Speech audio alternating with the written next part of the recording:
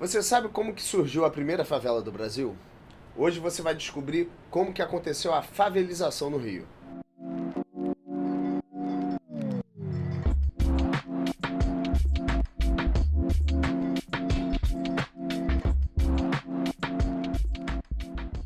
Fala pessoal, Alexandre Freitas. Antes de começar o vídeo, se inscreve no canal, clica no sininho, aperta o like, compartilha. Enfim, a gente mistura todas as redes sociais para que você não se esqueça de fazer a sua parte para conseguir acompanhar todo o nosso conteúdo. Se você me acompanha, então você já sabe que eu sou tijucano. Modéstia à parte, melhor bairro do Rio de Janeiro, né? E assim como na maior parte dos bairros do Rio de Janeiro, quase todos os morros são tomados por favelas. E muitas delas são muito mais populosas do que várias cidades do estado do Rio de Janeiro. Isso significa que milhões de pessoas sofrem com condições precárias de moradia, mas principalmente de insegurança, pois são dominadas por narcoterroristas e milícia, que são dois dos principais problemas que afetam as comunidades. Tá, mas e aí? Como que as favelas surgiram? E como é possível combater as causas que geraram essa favelização? E como a gente pode resolver esse problema tão complexo? A história começa, como sempre, com a ajudinha de políticos metidos a conhecedores de todas as coisas. Pereira Passos, que governou a cidade do Rio no início do século passado, teve a brilhante ideia de organizar o centro da cidade maravilhosa. Para isso, ele apertou Ctrl+C, Ctrl+V, ou seja, copiou e colou a paisagem urbanística de uma cidade muito metida a besta, Paris.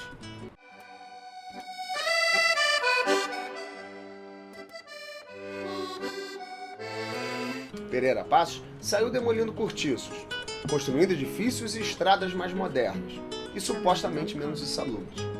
Para ele, era inaceitável deixar os cortiços da forma que estavam, e por isso ele literalmente expulsou todo mundo de suas casas, em prol de um bem comum. Então, aquele clichê coletivista que a gente sabe que existe até hoje, né? Agora, o resultado, as famílias agora sem teto tiveram que arrumar algum lugar para ficar. E foi nesse momento da história que surgiu a primeira favela do Brasil, o Morro da Providência. Vale lembrar que o morro já era dos soldados que voltaram da Guerra de Canudos.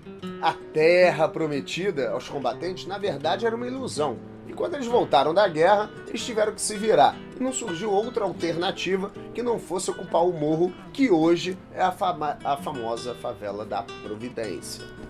Tá, só que eu dei engasgado.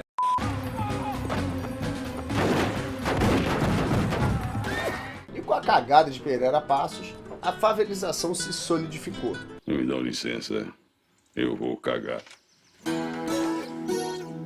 Ou seja, o que a gente tem aqui é que um burocrata resolveu tirar pessoas das suas casas e isso acabou gerando a ocupação dos morros. Mas, peraí, dá uma olhada nessa comparação. Qual dessas residências parece mais insalubre? Os antigos cortiços ou os atuais barracos nas favelas? Né? E a revitalização dos grandes centros vieram com mais burocracia e regras para as construções.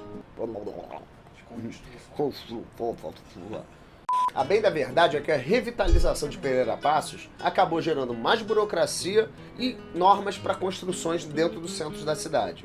Isso desestimulou o mercado, elevando o preço dos aluguéis e colocando os mais pobres ainda mais para a marginalidade.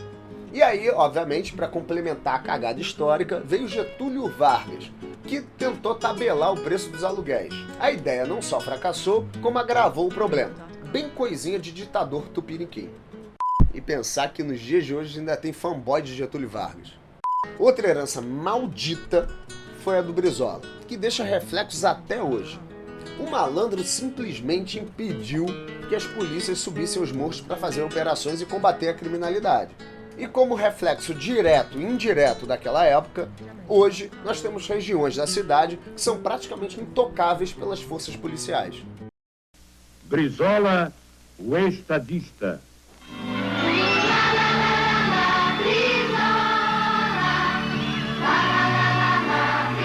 Que merda, hein? Todo dia tem uma merda. Tanto pela adaptação das regiões para o confronto e, obviamente, a herança cretina desse pessoal de esquerda filha da que o tempo inteiro enche a porra do saco das nossas forças policiais. E aí, sempre dá merda, porque vem uma filha ou com uma ação no STF e vai a do ministro Fachin querer a vida de todos os policiais. Isso tá seco, tá grosso. Tanto pelo fator geográfico, com a adaptação de terreno para o confronto, como também a marginalização das operações policiais, como se todo policial subisse o morro para ferrar com a vida da população. Como se bandido tivesse consciência social, como diz aí o pessoal da esquerda, né? Pois é, após tantos anos de descaso dos políticos, hoje nós temos mais de 1.300.000 pessoas ocupando as favelas da cidade do Rio de Janeiro. E quase todas elas sem acesso à saúde, saneamento básico e educação de qualidade. E principalmente, tendo que suportar o crime organizado na porta da sua casa. Mas e aí, Freitas? Você falou, trouxe um monte de problema, mas como que a gente resolve isso?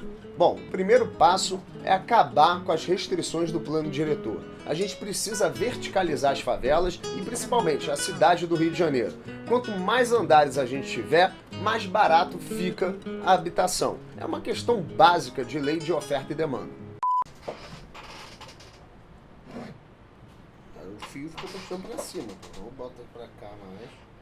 Isso tem que botar assim, ó. Amarra no mamilo. Não, a gola dele fica... não é firme.